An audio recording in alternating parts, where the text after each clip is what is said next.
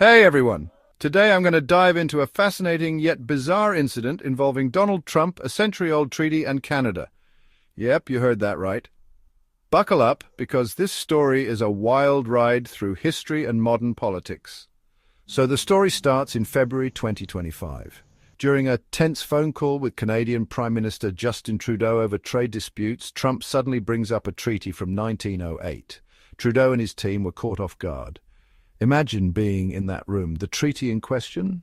It's officially called the Treaty between the United States of America and the United Kingdom concerning the boundary between the United States and the Dominion of Canada, from the Atlantic Ocean to the Pacific Ocean. Long name, right? Smirk. This treaty, signed by President Theodore Roosevelt and King Edward VII, was mainly about fine-tuning the US-Canada border.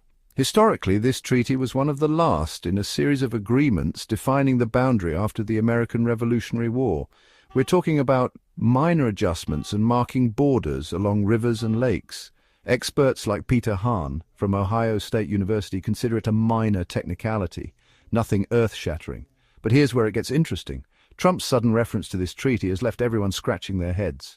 Experts suggest he might be trying to use it as a negotiation tactic, or maybe just misunderstood its historical significance. Remember, this is the same guy who once blamed Canadians for burning down the White House in 1814.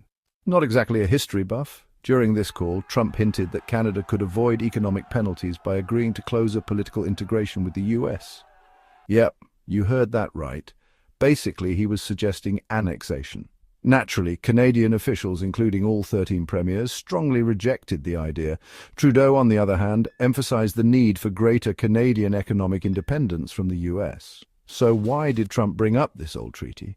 Some say it's a negotiation tactic amidst ongoing trade tensions, like US threats of tariffs on Canadian goods. Trump's grievances include Canada's dairy industry and banking regulations. In conclusion, this incident is a perfect example of how historical documents can be pulled out of context and used in modern political maneuvering. Whether Trump's reference to the 1908 treaty was strategic or a historical blunder, it certainly added an unexpected twist to US-Canada relations. Thanks for tuning in.